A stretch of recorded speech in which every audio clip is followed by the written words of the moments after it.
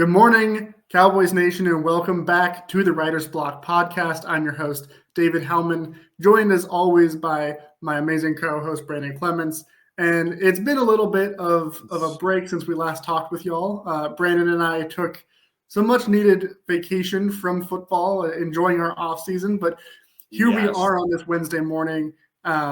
It's officially the new league year with free agency officially kicking off. So, of course, we're back here to talk football. Brandon, how are you doing? What have you been up to in the last month since everyone last heard from you?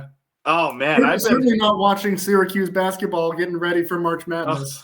Absolutely not. Syracuse basketball. I still am repping my Qs. They, as of recording, they're still in the ACC tournament, so we'll see how quickly that ends. But no, Syracuse basketball has been atrocious. The snow up here in Syracuse has been even more atrocious. It's been crazy up here. It's like a normal winter that we used to have 10 years ago, and then we've had mild winters for a while, and it's like the winters that I used to remember as a kid and really liking it. But as an adult, when you actually have to do adult things with snow, I wasn't really pleased about that. And the snowblower decided not to work for me. So, the snowiest city in America is Syracuse, New York. Shout out to my fellow 315ers, and I did it all with a shovel. I mean, it's I've been getting some extra, getting a workout in. But yeah, actually, as of recording, this week is really nice. We just hit in the 60s here, which is this time of year. It's starting to look like spring, so I'm excited.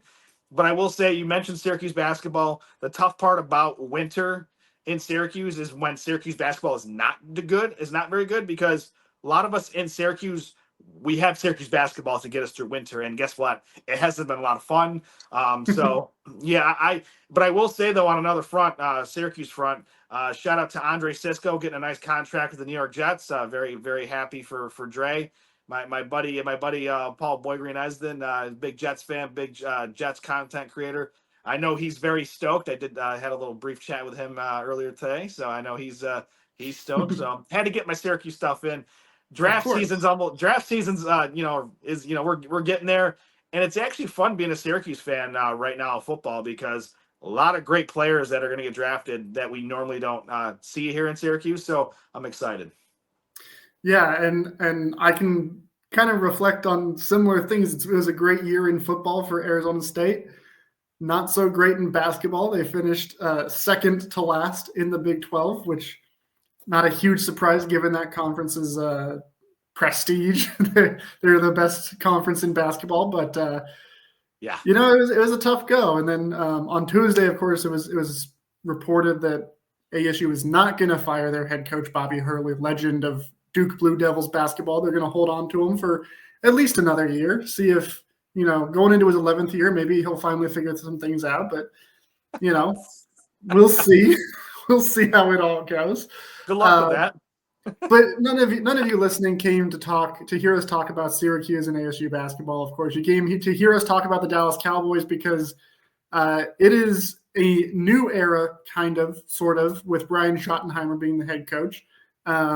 And it's the Cowboys are in this weird spot where it's there's continuity because Schottenheimer was on the staff the last 3 years. Some of the coaches he retained, but he's also brought in a lot of new ideas, especially on the offensive side. We talked about Clayton Adams as his offensive coordinator and all the stuff that he brings. A couple of college coaches joining this offensive staff. Ken Dorsey coming in as a pass game specialist, which I think is arguably the best addition to the staff, just for what he can contribute from his previous experiences. And even at the Combine, we got a little bit of a just different approach for the Cowboys, because Jerry Jones did not speak at the Combine. He didn't do his annual bus tour, and he didn't speak with the media at all until the Zach Martin retirement press conference last week. Which, of course, that's other news. As most of us expected, Zach Martin is hanging it up, should be a first ballot Hall of Famer whenever his time comes there. But it kind of felt like, okay, things are heading in a different direction.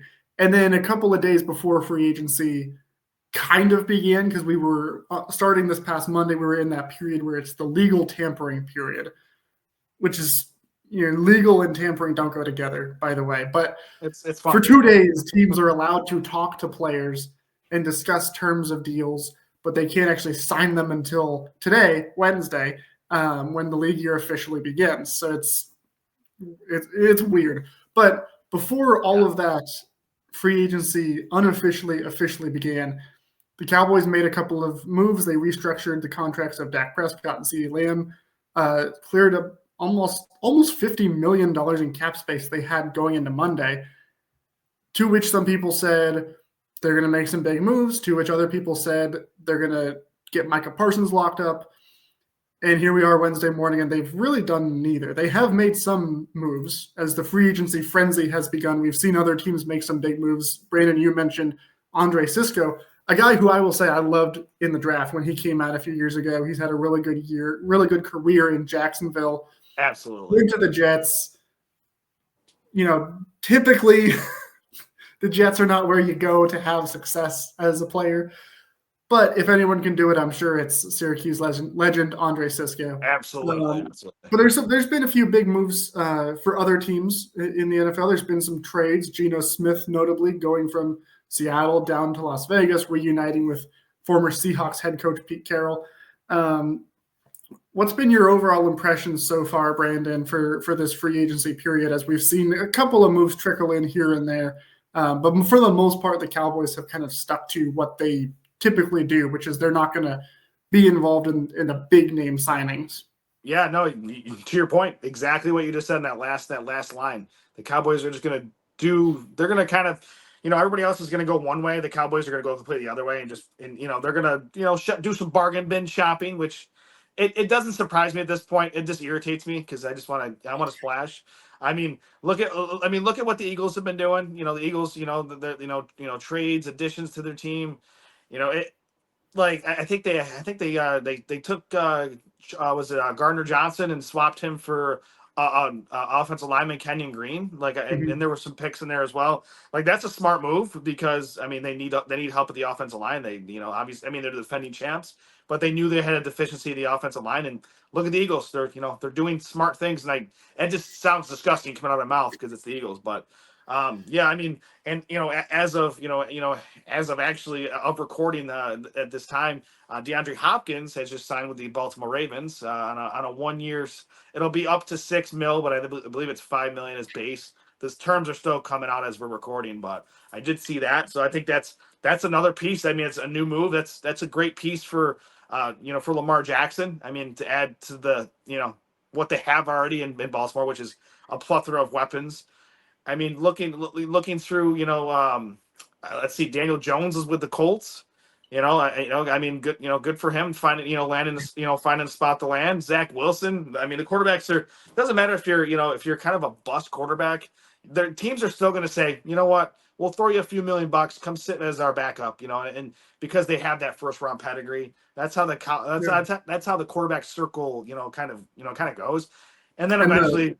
Speaking of quarterbacks, too, the Browns traded Dorian Thompson-Robinson and I think a 5th-round pick for Kenny Pickett, who just won a Super Bowl with that other team that's in the NFC East.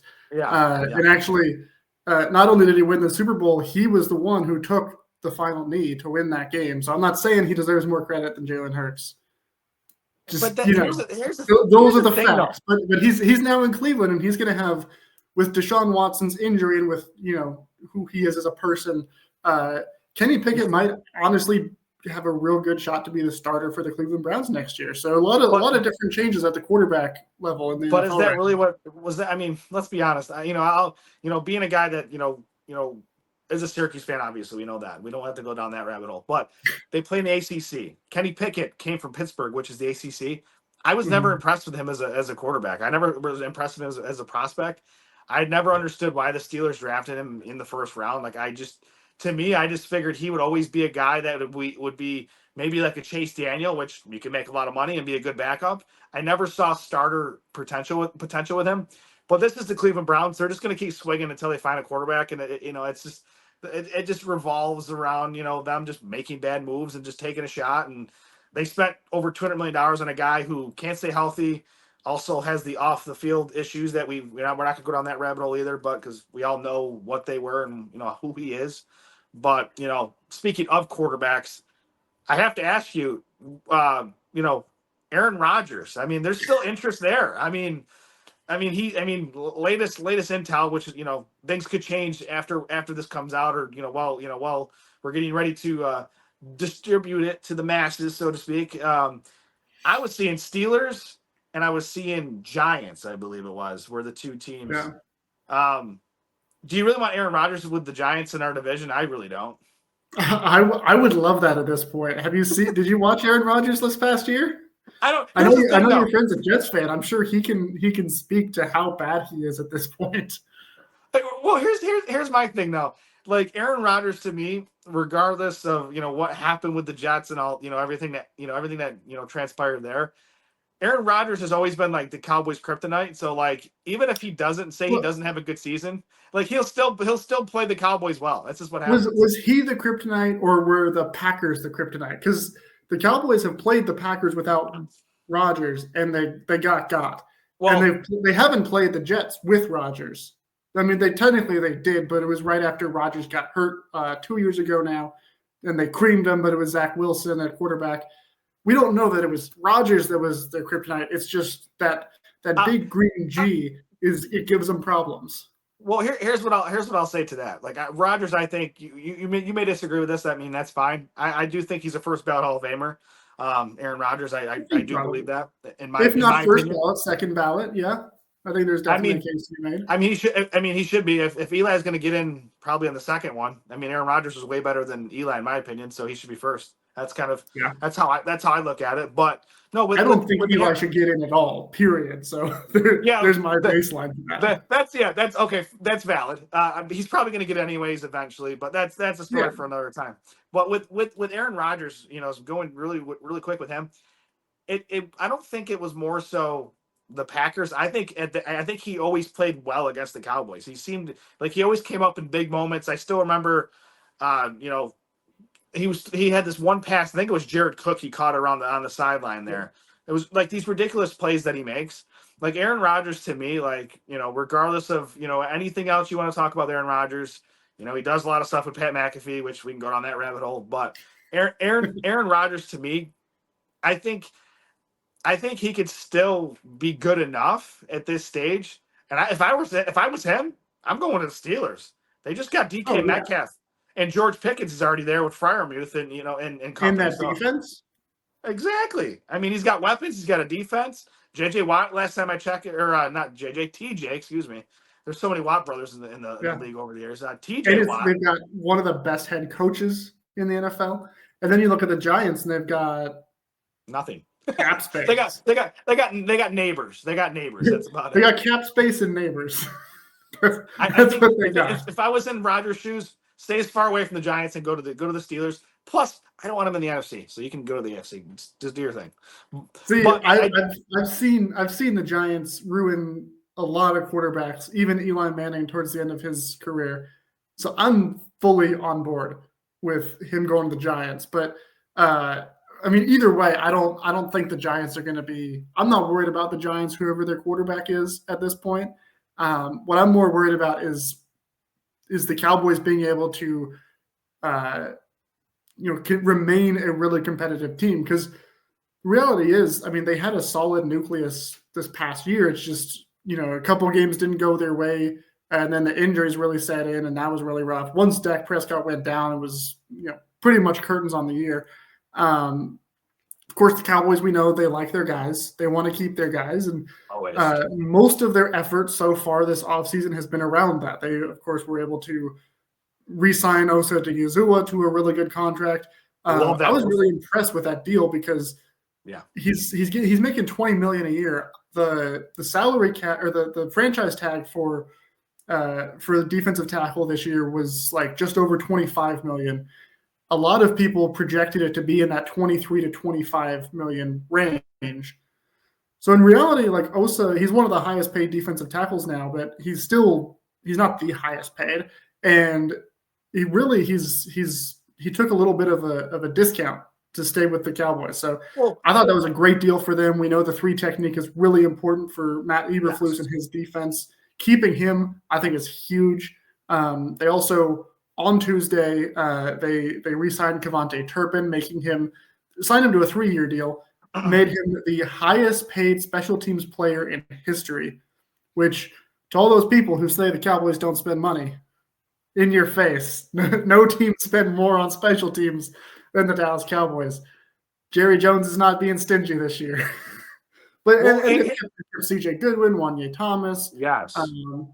Hey, Couple you're other you got re-signed. Trent Sieg, you got signed. Trent Sieg, yes, the beautiful, handsome Trent Sieg.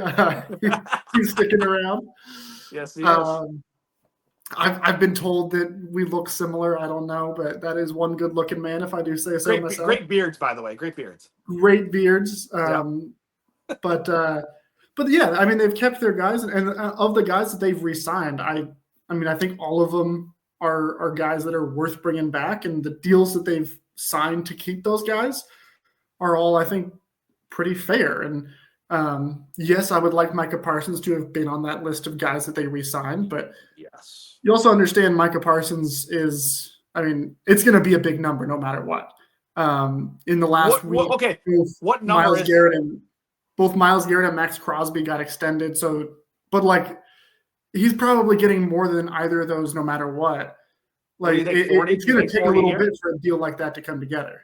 You think he's getting 40 a year?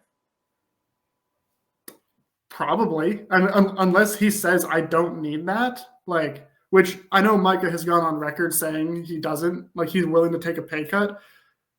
My sense, this is not any insider information, this is just my hunch, is that he said that because we all know Micah at this point. You know, you put a microphone in front of him, he's just going to talk. If he says that, I know, like, the second he got off the microphone, his agent called him up and said, "Are you out of your mind? Like, of course we're not taking a pay cut. You're going to get a fat payday." Yeah, I think the only way he doesn't get to that 40 mil number is if Micah straight up says, like, "No, I don't want this. Like, give me something less and spend it on somebody else." But I don't think that's going to happen. Hey, you know what though? Maybe.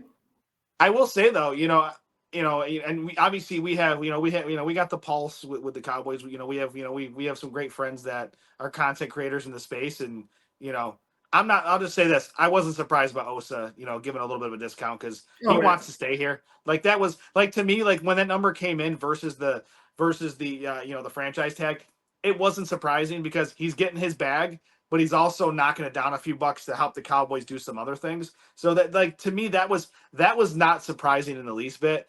And you know what? And compared to that Milton Williams deal we just saw too, like, I'm very pleased with Osa's contract. Obviously, Terp's back in the mix. What I got to say about Terp real quick. For a 3-year deal, he's getting some good.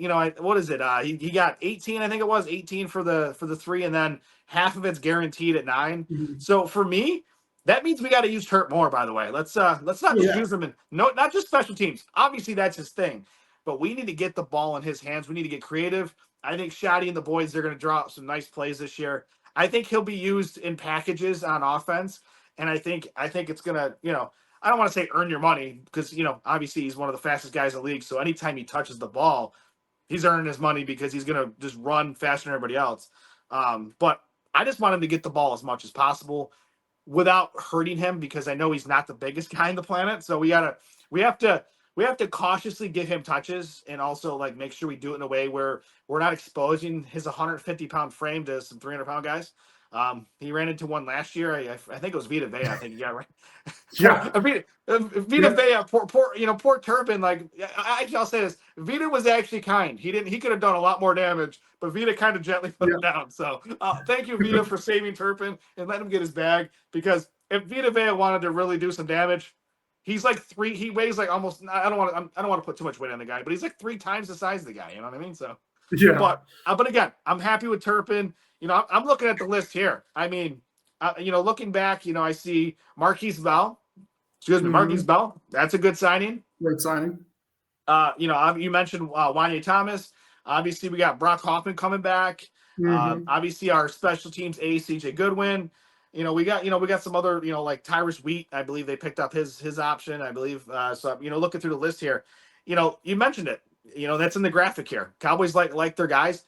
And they stick to that plan. And I like the guys that they've, re-signed. I mean, we're not going to keep everybody, which we're going to go through the departures, momentarily. But so far, I'm pleased with it. We got some free agents that are still out there that may or may not be in the mix that are coming back to the Cowboys. So it's that time of year. There's going to be guys that are going to be retained. There's going to be guys that, hey, go get your bag and best of luck. Thank you for your time. Right.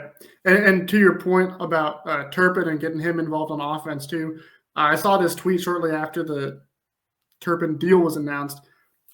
I believe it was Joe Hoyt, but I might be wrong. Either way, whether or not it was Joe Hoyt, go give him a follow on Twitter because he's another great Cowboys content creator to be following out there. But he pointed out a quote that Brian Schottenheimer gave 2 years ago when he was first elevated to offensive coordinator, where he was asked about getting Kevontae Turpin more involved, and he said something to the effect of like, "We absolutely have to get him more involved on offense. Like he's a great return man, but he's also a legit receiver." And we're already coming up with ways. And this was going into, I guess it would have been 2023, or no, 2022. I don't know. Time has flown by. But either way, it was after Terp's first year in Dallas. And he's saying at that point, like, we're already trying to find ways to get him more involved. And, you can make the case that maybe Mike McCarthy should have used him even more on offense. But you look over the years, his offensive snaps went up exponentially each year. So they did actually follow through in getting him more involved. And so now that Brian Schottenheimer is the play caller, is the head coach, I wonder how much more we'll see, especially with the kind of money that they just ponied up for him. So it's going to be interesting to see. It's going to be really, really fun to see. Well, here's the other thing too. Yeah. Really quick with Turpin, not to cut you off, real quick with that. Like I think Schotty's going to do a better job than McCarthy to get the ball in his hands in space. But let's not forget, Turpin played. He was in the game, like you mentioned. His amount of plays the play percentage per game, like it did go up. Like and not like to that point. I don't want to completely negate what McCarthy was doing, but the thing is, to my point here, he runs really good routes for I think he's a better route runner than he gets credit for. He knows how to get separation for a guy his size. He just knows how to set his feet and set the defender up, get him on skates, cut one way. He's faster than everybody else, and then he just goes the other way. Like I watched him, he's running across the field a bunch of times and like getting wide open very easily. So like Turpin, I think with Turpin, I think Shotty's going to. I'm not expecting Turpin to be like, I don't think he's going to be our fourth receiver, for example. I think he's going to be our gadget guy. Like he's going to be a gadget player, which is perfectly fine because we need him on special teams. But you bring him in when when you're like, you know what? I kind of want to shake things up. I want to get Turp a chance, whether it's in space or you have him run a slant pattern or something. Like Turpin to me, it's not hard. Shotty. I think Shotty's not going to overdo this. He's a playmaker. What do you do with playmakers on offense? You get him the ball. Simple as that. Yeah, I completely agree. I'm really excited to see what he's able to do. But you also mentioned how, there's some guys that the Cowboys say, hey, go get your bag. And the Cowboys have already seen a couple of guys leave. Big names are Jordan Lewis and Chauncey Golston. Jordan Lewis went to Jacksonville, and I don't have the exact numbers of the contract pulled up, but he is now the highest paid slot corner in the NFL, which I don't think there's anybody more deserving than Jordan Lewis. I mean, this guy has put in his time.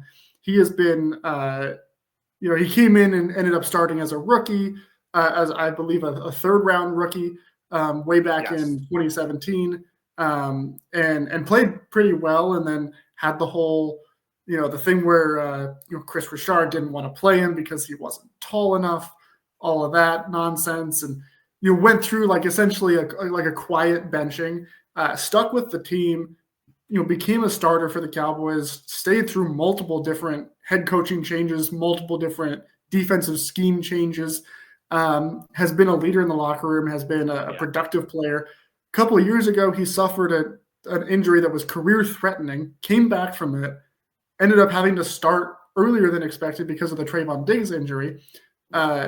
And I mean, he's done every single thing that's ever been asked of him. Been a model leader in the locker room. He's a dog. He's a dog. That's what he's an absolute dog. Yeah. So I'm sad to see him go. It really sounded like the Cowboys wanted to keep him, but for what Jacksonville gave him, like 3 years, realistically, Cowboys 30. can't pay that. And 3 years, he 30 probably get million.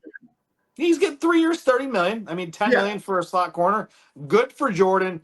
I Yes. honestly I'm just glad I'm glad he didn't sign with somebody which we'll get to with Golston in a second. But he's out of the conference, he's not in the division, anything like that. And you know what? At the end of the day, good, he's a good player for the boys. Obviously he was, like you mentioned, model player a lot of guys can look up to. I just love his dog mentality. He wasn't the biggest guy on the field, but he came to play every time. And I wish him all the best. I mean, Jacksonville, they lost Andre Cisco, Syracuse legend, and then they brought in Jordan Lewis. So I mean, it's good, good on the Jags for paying up for Jordan Lewis, because he's a dog. I think he's going to earn that money. Yeah, absolutely, and he's gonna do well for them in the locker room too. They got a whole new coaching staff coming in. They need a bit of a culture reset. He's gonna be a big part of that. So you can question, like, did they overpay for him? Like, Jacksonville's got the cap space to where that's not really much of an issue for them. Cowboys, realistically, they can't spend that kind of money on Jordan Lewis while paying Trayvon Diggs, while they're about to have to pay DeRon Bland. Yeah. So I get why they said, hey, go get your bag. They also let Chauncey Golston go, which that seemed like kind of an inevitability, the way that he really came on this past year. He was going to get good money. He got that money, and like you alluded to, it's in the division, and he's going to play for the New York Giants, which that part sucks. Like, I love Chauncey Golston, been a fan of his since he was drafted, was really, really upset with Dan Quinn for trying to make him a defensive tackle, because as we saw this past year, you put him out on the edge, he's going to do well for you. So I'm happy. I'm happy for the guy. I'm happy he got his money.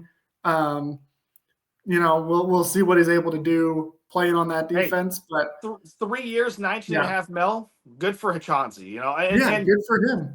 And just wish it wasn't in the division. Yeah, that is very, very disappointing. But hey, business is business. I wish Chauncey the best. I don't want him to play well against the Cowboys, though. So twice a year, sorry, Chauncey, I just can't have that happen. But the other games, do what you got to do, man. Wreck it out. I don't care. Because I root for good players, and he seemed like a model guy. So I just like what he brought to the table. He wasn't always a stat stuffer, but he was a guy that helped the other guys stuff their stats, so to speak. Yeah, so, and a hard worker too. I mean, he comes in as a defensive end, immediately gets told you're playing a different position, and like doesn't see the field much, doesn't get to play a whole lot, and is learning this new position that's being forced on him, and doesn't throw a fit, doesn't complain, like didn't ever like push back or anything like that. And then Mike Zimmer comes in and says, "Hey, we're putting you back to edge where you belong." And then he goes and has a breakout season. Like, that's, you'd like to be able to keep a guy like him, but also at the same time, for the money, the Cowboys are going to be able to get somebody that can produce on that level at a lower price, which they kind of maybe potentially got on Tuesday when they made a few selectively aggressive signings, as Stephen Jones likes to put it. Yeah. Of course, the signing that I'm talking about was their most recent one at the time of recording, which is former Saints defensive end Peyton Turner. He was a first-round pick in 2021 out of Houston, so it's a Texas native coming back home. He was I think the 28th overall pick. He was a really raw pass rusher coming out. He was at like standing around like 270 pounds. Like a larger defensive end, but a really good pass rusher, big size to help with setting the edge and run protection. That sounds familiar, by the way. That sounds very familiar to the player we're talking about. Just a little bit. And he got drafted, and at the time, New Orleans had just let Trey Hendrickson walk in free agency. So they already had Marcus Davenport, who they drafted in the first round a few years before that. They had Carl Granderson, who was developing nicely as a rotational guy. And then they took Peyton Turner just to kind of hedge their bets and make sure that they're good at edge rusher opposite of Cam Jordan. As it turns out, Davenport had a great year, had like 9 sacks. So Peyton Turner didn't play much that rookie year. The next year, they kind of went with a committee position at that edge rusher option. So he still didn't play a whole lot. And then he was going to step into a larger role in 2023. gets an injury in the season opening game. He's out for the year. I think he came back for like the last game of the season, but he played 2 games that year, like didn't see the field. And then this last year, he finally got to play, a sizable amount of snaps. But the Saints also, they brought back Carl Granderson, who had a really good year. They brought in Chase Young, former top 3 draft pick. And then Cam Jordan was still playing. And just in general, the Saints were, not very good. They were losing a lot of games, so there weren't as many pass rush opportunities for a guy like Peyton Turner. So when you look at his stats, you go, well, man, doesn't look that good. But they signed him to a 1-year deal. I think it's $3 million with $2 million guaranteed. This is not a guy that they're signing to say, like, this is going to be, he's going to lead our team in sacks. Nobody expects that. But it's the kind of signing that the Cowboys do, where he was a first-round pick a few years ago. Like, the talent is absolutely there. He hasn't seen the field. He's got the potential. He's got the size. He's got the length that they like. And when he was drafted, I went back and found his draft profile from Dane Brugler with The Athletic. And he said he is one of the best effort players in this entire draft. Yeah. Which, if you know anything about Matt Eberflus, he loves effort. He has an entire system to statistically quantify and track effort of his players. So getting a guy like Peyton Turner, that sounds like a typical Cowboys move, fits right into what Matt Eberflus wants. Very low risk, potentially very high reward. And guess what? If he doesn't work out and he's just, a deep rotational edge rusher guy that you bring in every now and then, kind of like Dante Fowler or even Dorrance Armstrong, for $3 million, that's good value. Yeah, $3 million, in the NFL sense, is a drop in the bucket, so it's but it could be one of those signings where it works out very well. I mean, honestly, obviously this is all just happening, obviously very, very recently. So we don't know what it's going to look like for him with Dallas and what his snap count's going to be, what he's actually going to be asked to do. But if I had to guess, this to me was in correlation to losing Chauncey Golston. I just the effort, the style play, and their measurables. I think he's an inch taller than Chauncey, but they weigh about the same, high 260s, low 270s, somewhere in that range. Off the top of my head, that's I was reading their profiles and I'm like, very similarly built, very similarly athletic ability, and also just effort. And I like effort. I don't if people are expecting Peyton here to fill the stat sheet, you got the wrong idea. He's the kind of guy that's going to, at least from my perspective with him, I think he's the kind of guy that will help a Micah Parsons, for example, eat. I think he's going to help others stuff their stats a little bit. So I think this is going to be a good signing, for the Cowboys. I think I'm not putting the bar high on this one. I think he could be a good rotational player for $3 million, and he's only 26 years old. I'm good with it. And he'll also get helped out by Micah Parsons too, because you look at who he was rushing across the field from in New Orleans.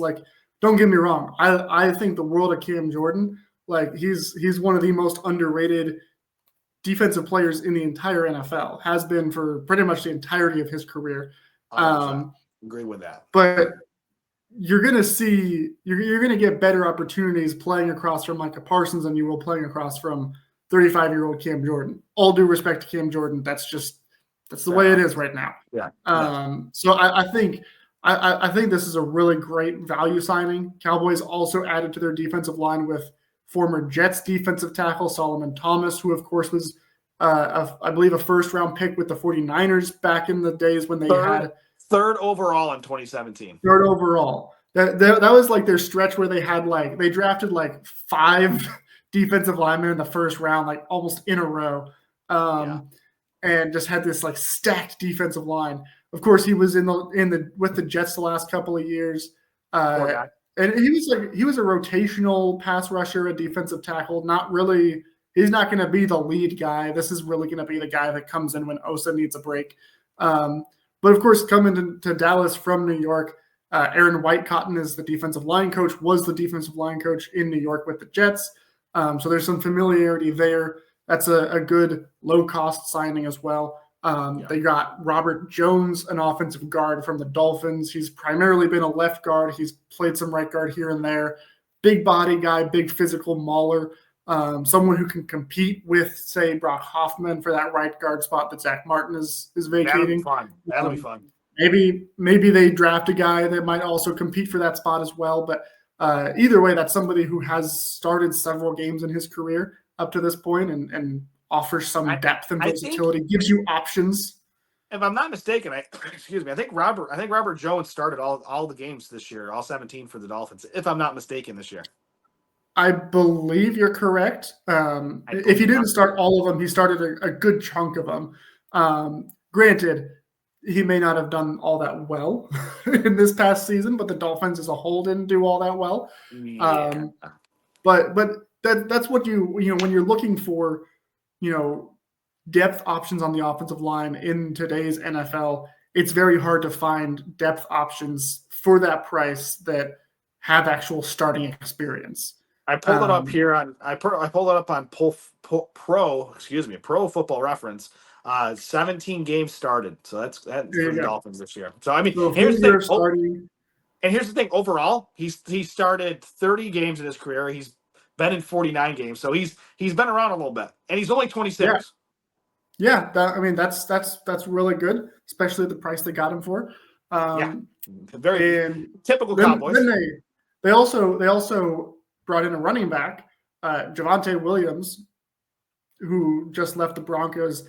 And it's funny, like Javonte Williams, I remember when he was drafted out of North Carolina, like a lot of people talked in that draft class about like Javonte Williams might actually be the best running back in this class. I don't think he was the first one drafted that year, but there were draft experts who said he might be the best guy in this draft at running back. And when the Broncos got him, everyone said this is a steal. But that was back when Vic Fangio was the head coach. Like he's been through 3 different head coaches, 3 different offenses in Denver since he got drafted there. He was never really he had a good rookie year. I remember he was very productive. Of course, they were a run first team. They gave him a lot of touches. He was never really a fit these last 2 years with Sean Payton running the offense. So not at all. You're going to look at his numbers and say, man, Javonte Williams doesn't look that good. He wasn't really in the right position to succeed these last few years in Denver. That's why the Broncos didn't even really try to bring him back. But this is a guy who's an aggressive downhill runner. He's got a larger body size. Think of it kind of like what Royce Freeman was originally supposed to be this past year when they brought him in. Of course, another former Bronco. Exactly, another former Bronco. And with so much of the emphasis in this offense being fixing the run game, being physical, having that strong mentality. I think this is another one where like it's a mentality thing. It's a culture kind of ad. If he ends up being their top running back, like even better. They got him on a really cheap deal. They're making these sneaky moves that could end up being really good. But just like Peyton Turner, not too long ago, Javonte Williams was a guy that like draft experts were crazy about. And here they get him for, pennies on the dollar. Of course, the flip side is the report that kind of accompanied it was that the expectation is what we've been talking about for, a couple of months at this point. Rico Dowdle is unlikely to come back to Dallas. He's probably going to get a deal somewhere else to be probably paid pretty well wherever he ends up and get more opportunities. So it was kind of like how like Chauncey Golston's out and Peyton Turner comes in. Also, Chuma Edoga is out. He signed somewhere else, and then they bring in Robert Jones.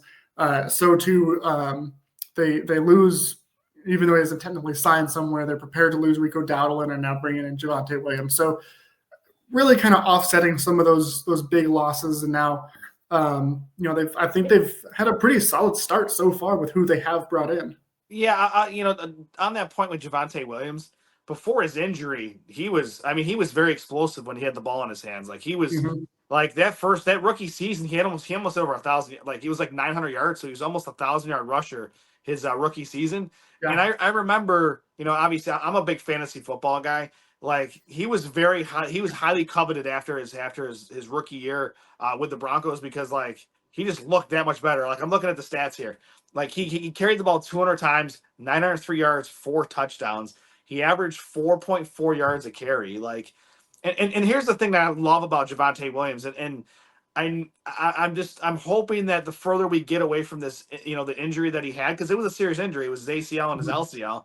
Those knee injuries are no joke. So maybe the further we get away from those injuries, maybe we can get that explosiveness back. But also, Javonte contact balance is like he's so good at that. Like it's like a pinball machine with him. He's like he just bounces off defenders. Like it's like he's not going down on first contact.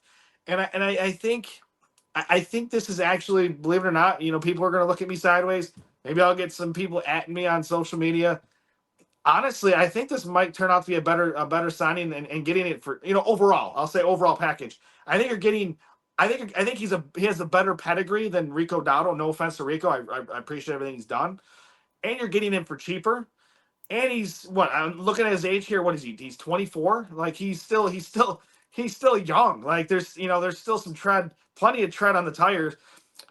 For me, if we can get him to be that rookie year pre-injury Javonte Williams for what we just signed him for, heck of a deal. I want a 1-2 punch punch. I want somebody in the draft though. I think a great addition. I know there's somebody you like as well. LaQuinn Allen out of Syracuse. He blew up this offseason. So I would love to see that because LaQuinn is also very powerful. So I could see LaQuinn being a guy on day 2, day 3, for the boys. Pair him up with Javonte Williams, and I'll tell you right now, I think that's a pretty solid running back room. Yeah, and that's the other thing too is the Cowboys are almost certainly going to draft a running back this year. Of course, we said that last year and they didn't, but this year's running back class is significantly stronger. So yeah, it'd be a big surprise if they didn't draft a running back. But the move to bring in Javonte Williams does not preempt you from still drafting a running back. Because if they brought Rico Dowdle back, of course, so much of the talking points this past season with him was the fans kind of caught on early on that hey, he should be the running back one. He should be getting 20 carries a game, wherever that is. And it took a while until that really actually happened on the field. We also know he had a very tight bond with Mike McCarthy. Just the comments that McCarthy has said about Rico throughout his entire tenure in Dallas, those two have a very special bond. So between, the path that Rico took to being RB1 and McCarthy being gone, it almost felt like the only way Rico comes back is 1, if they pay him, decent money, and 2, if they say you're our guy, we're committing to you long-term, you're going to be the starter. If we draft somebody, it's, 6th, 7th round, which they don't want to be doing. And rightfully so. That's, they're going to find somebody in this draft class, whether it's LaQuinn Allen, whether it's Cam Scadaboo, who's also that pinball type, whether it's some other guy that we haven't talked about yet. Ollie Gordon has a very high pedigree, but is going to fall in this draft. Taj Brooks out of Texas Tech. Jaden Ott out of California. There's so many different guys that you can get all throughout this draft class. I'll take Bashil Tootin as well. He blew up at the combine. Yeah, he had a really good combine as well. Very good player. So there's options everywhere in this draft at running back. So you bring in a guy like Javonte Williams, who is a known commodity. You know what you're getting from him. And if he ends up being your starter, awesome. If he ends up being kind of that short yardage guy while your rookie comes in and balls out, also great. Doesn't really preempt you from doing anything one way or the other once you get around to draft time, which the Cowboys love to do. They love to have veteran options that don't prevent them from being able to go best player available once they get to the draft. Now, that being said, they have made a few moves. There's going to be some more moves. Of course, the Cowboys typically tend to do most of their work after that first wave of free agency. So we're still kind of in that first wave. It's kind of a weird free agency class where there's no guys that are going to get just absolutely bonkers money deals. But now that we've kind of seen some of these guys go and some guys that are available, is there anyone that like one particular player, Brandon, that you really want them to go out and get before all is said and done? Oh, it's Cooper Kupp. I mean, and here's the thing with Cooper Kupp, like he has ties to the coaching staff as well. His former coach at Eastern Washington was is on the Cowboys staff now. He's one of the new hires on Shoddy's staff. Cooper Kupp, I know he's had the injury bug over the last couple years, but just looking at his raw numbers, even with the lack of maybe he played 12 games this year. He still put up decent numbers. I mean, he still caught 67 passes, 710 yards, 6 touchdowns. And he did that in 12 games. Like that's not bad. He also had a few. If he, I wouldn't. I'm not expecting him to be 2021 Cooper Kupp, where he had almost 2,000 yards receiving.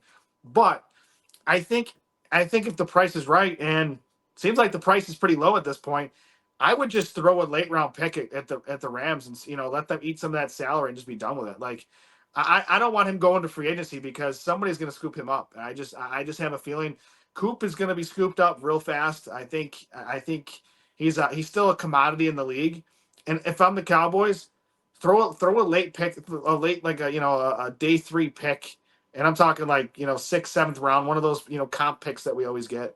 Throw one of those in there and just say, hey, we'll pay him X amount. You got to pick up the tab for the rest. And then Cooper Kupp's a Cowboy. I mean, I don't see it happening because it's not a Cowboys thing to do it, but that's the guy that I really want. I mean, I'm going to go on the defensive side really quick. I know you don't have the graphic for it, but on the defensive side, Von Miller as well. I think Von Miller, I think he would take a hometown discount to be a rotational pass rusher on a contender like the Cowboys, because the Cowboys are a contender. I know they had a rough season last year. The Cowboys, getting healthy, getting all the pieces together, and just adding the right draft picks, I think they're a contender again. Plus, Von Miller grew up a Cowboys fan. He's a Texas boy. Let's bring him home. I know it's probably a day late and a dollar short, from his peak Von Miller, but you can get him in a rotation, with Micah Parsons involved. Have at it. So yeah, a Cooper Kupp option 1 for me, and then Von Miller would be my second option. Yeah, I mean, obviously I'd like both of those, either of them. I think Cooper Kupp is super realistic. Actually, you mentioned those comp picks right before we jumped on to record. The comp picks were announced. The Cowboys maxed out at 4. I think 3 of them are 5th round picks. One of them's a 6th round pick. And I mean, yeah, they don't have a 4th round pick, but like that's 4 extra picks you just got. And they've generally been successful picking in that range. You can package that together pretty easily for a guy like Cooper Kupp. Rams seem like they're willing to eat some salary cap to trade him. There's absolutely the possibility that they just cut him outright because nobody wants to trade for him. In which case, even better, because you can go out. He's not going to cost top of the market money. You can go out and get him. Yeah, he's injured. He's not what he once was. He's still one of the best route runners in the NFL. May not have that top gear that he has had in the past, but also he's still Cooper Kupp. Like you line him up out there, the defense is still going to pay attention to him because they have to. And he had 700 yards this past year in 12 games. I mean, 700 yards with what CD's been putting up, that's 2,000 yards of offense right there between those two guys. Then you've got Jalen Tolbert is going to be your wide receiver 3. They could still draft somebody as well. Jake Ferguson is going to come back, and he's got to avenge his disappointing season this past year. We already talked about Kevontae Turpin, what he can do. So, I mean, having Cooper Kupp, even past his peak Cooper Kupp, it still opens things up for your offense. It still adds an extra layer there. I would be really excited about it. But here's the thing, though. Would you be worried if he got on the open market, though? I feel like we should use draft picks to get him. I wouldn't be worried now. I mean, if nobody wants to trade for him now, like if the Rams want to trade him, so if they end up cutting him, it's because nobody wanted him. So like, I mean, not nobody wants him, but nobody wanted him bad enough to give up a day 3 draft pick. So if he hits the open market, like you might have a couple teams here and there that are bidding against you, but they're still bidding for someone that they believe is kind of in that bargain bin territory. They're not throwing tons of money at him. So, I mean, you might lose out on him, and at that point, that's why for me, that's just I how it would goes. package that 6th round, compensatory pick and just be like, all right, here's a 6. You guys eat X amount of dollars, and then we'll take on X amount of dollars, just so he doesn't hit the market. Like that's what I would do if I was the Cowboys, if I was Jerry Jones and company. I would rather give up a 6th round pick to be the team that's going to get him rather than have to wait for him to hit the open market. Like I'm willing to do that for a guy like Cooper Kupp.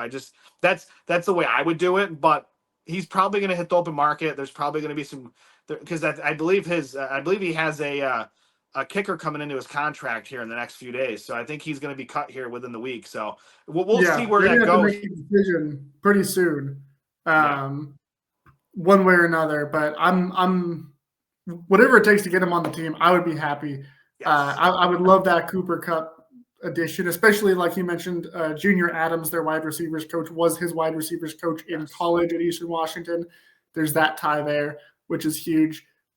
Speaking of coaches with ties to receivers that are on the market, the guy that I really want is Tyler Lockett, who has been, in Seattle for his entire career, has been extremely productive. Like Cooper Kupp, has had a few injuries that have slowed him down in recent years. The Seahawks just decided to release him. They're kind of hitting the restart in Mike McDonald's second year as head coach. Of course, they traded Geno Smith. They let go of Tyler Lockett. They just traded DK Metcalf to the Steelers to potentially catch passes from Aaron Rodgers, or more likely, look off in disgust as Aaron Rodgers misses him by 5 yards because he can't throw the deep ball anymore. That's neither here nor there. But Tyler Lockett is a guy I would really, really love to bring in, especially because, like Cooper Kupp, he's already on the open market, but Lockett is not going to cost top dollar. He's going to very much fit into what the Cowboys' range is for what they want to spend on a wide receiver. And in the same breath, like he's going to give you what Cooper Kupp does, which he can't be a wide receiver 1 at this point. He can be a darn good wide receiver 2, especially playing off of CeeDee Lamb. And of course, there's the Brian Schottenheimer effect. Schottenheimer coached him for 3 years. In fact, the last time that he called plays, it was with Tyler Lockett. And statistically, Lockett had some of the best years of his career when Schottenheimer was the offensive coordinator. So if I'm Tyler Lockett, I'm looking at this and I'm saying, I can go to Dallas. It's a nice place. It's like you said, it's a contender. I don't have to be the number 1 guy like I have been in Seattle. But I'm gonna get open plenty just because they're gonna be doubling CeeDee Lamb, and I've got the head coach knows me. He knows how to get me the ball. He knows how to feed me. He knows how to use me. Other places you go, you're not gonna necessarily know. So I think the fit makes a lot of sense for Tyler Lockett. I think it makes a lot of sense for the Cowboys. I think it fits into their range. If I'm Jerry Jones, that's the one that I'm hitting up right now. Yeah, I mean, that's Tyler Lockett is a name that it's also intrigued me as well. I just, to me, and I'm not trying to downplay the Tyler Lockett thing because he has a very similar style. Watching Tyler Lockett as long as I have. I mean, I remember watching him, watching him in college. Like he was just a phenomenal player then too. But he didn't play in the ACC, of course. What's that? He didn't play in the ACC, so you don't get to make a Syracuse reference here. No, but he did play. He did play against Baylor, which is another one of my schools. I got familiar with him very well because when Baylor was really good back in those days, Tyler Lockett was on those Kansas State teams, and he was like the one guy on the field where I was like, "Can you just cover this guy?" He was just better than everybody else on the field. Like he was just that good. But to me, he reminds me too much of Brandon Cooks at this point. I mean, I'm kind of, and I'm not trying to say this in a bad way, but it's like, I mean, would I be mad if he signs? Absolutely not. I think he can be a good player on this team. I just hope it's not a, Brandon with an I, issue, so to speak. I kind of lean Cooper because he's a different type of player, like at this point. But if the Cowboys take Tyler Lockett, and they can make him maybe a receiver 3 because maybe they go crazy and they draft Tet, for at the first round this year. So, I mean, he could come in and be another one of those weapons. And I think Tyler Lockett still has some juice. Maybe he could be a guy that could be a solid, receiver 3, or he could, maybe he does come in and runs the second option. I would say second option, second receiver behind CeeDee Lamb. I think there's other options that would go ahead of him with Dak Prescott. But I mean, a veteran presence. He's been around a long time. I don't hate that move at all. I would just prefer Cooper, but I'll take either or, and I'll be happy because that means the Cowboys are trying to upgrade that receiving room because that receiving room was just absolutely awful last year. Yeah, I was going to say the guy that I want is Cooper Kupp, but of course you snuck in there and got him right from out under my nose. So I did pivot towards Tyler Lockett. Honestly, I really don't have a preference between the two. I think they do pretty much. They're different players, to be clear, but I think they do for your offense the same thing for the Cowboys at least. I think they both make sense. They both have connections to previous connections to a coach on staff. I think also just from a culture standpoint too, Brian Schottenheimer really is. He's spoken on this in his recent press conference at the Combine as well. He's kind of infusing a little bit of Pete Carroll-ness into this culture as well. He said, he said, I've learned a lot from Pete Carroll from my time in Seattle. He's been one of the biggest mentors for me as far as my approach to being a head coach. So I mean, it's not going to be the exact same culture that the Seahawks had when Pete Carroll first got there in the Legion of Boom and everything, but yeah, there's definitely, he's taken a lot from what he's learned from Pete Carroll. And so to bring in a guy like Tyler Lockett, who was there for that whole reign and was a core piece of that locker room for the rise, the dominance, and kind of the decline after all the players kind of got a little bit older, got paid, went elsewhere.